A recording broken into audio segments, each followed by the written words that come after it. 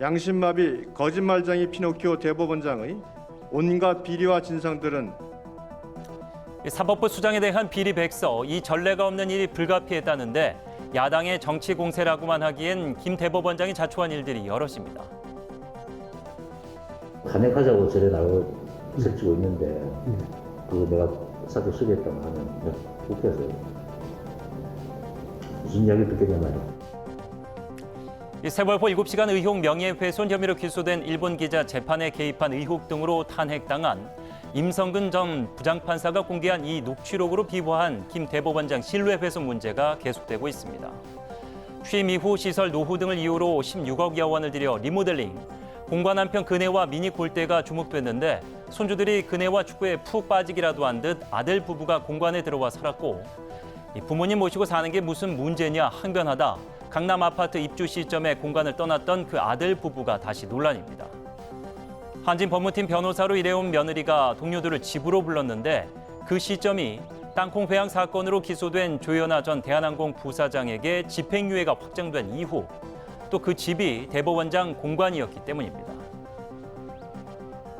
김 대법원장의 아내까지 참석한 상태에서 와인과 함께 공관 전속 요리사가 직접 만든 스페인 요리가 제공된 그 자리에서 한진 측에서 선물을 가져왔는데 며느리께서 일하시는 한진 법무팀에서 만찬하셨다는 사실 알고 계셨나요? 야당만의 목소리가 아닙니다. 누가 봐도 부적절, 공직 개념이 없다, 비극이다. 깊은 한숨이 잇따르고 있습니다. 정관예우의 우려를 건절하고 공정한 재판에 대한 법관의 책임성을 강화함으로써 사법 불신을 조장하는 모든 것과 결별해야 합니다. 좋은 재판의 실현을 최우선의 가치로 삼아 누구와도 대화하고 논의하며 경청하겠습니다. 대법관 등 이른바 엘리트 코스를 거치지 않은 대법원장은 사법개혁의 상징과도 같았습니다. 법조계 기수 파괴를 통해 개혁의 속도를 붙이려던 계획은 지지부진한 데다 개혁의 동력마저 꺼트리려 하는데 청와대는 무엇을 좌고우면하고 있고 대법원장은 거짓의 명수, 침묵의 명수, 문개기의 명수라는 비아냥에 귀막고 있는 걸까요?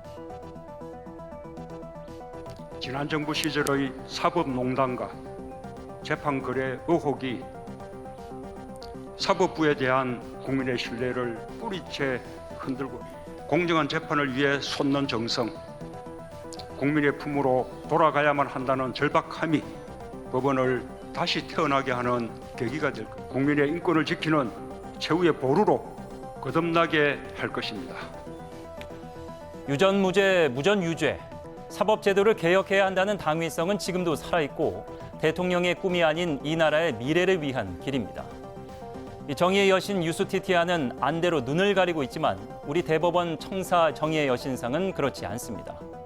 규범적인 판단만을 한다면 사사로운 유혹에 흔들리지 않을 수 있다는 확신에서인데 김 대법원장, 이 출퇴근길 여신상을 보면서 한 점 부끄러움이 없었을까요? 침묵은 능사가 아닙니다. 사법부 신뢰 회복과 사법 개혁이란 대의를 위해 이제 김 대법원장이 대답할 차례입니다. 앵커 포커스였습니다.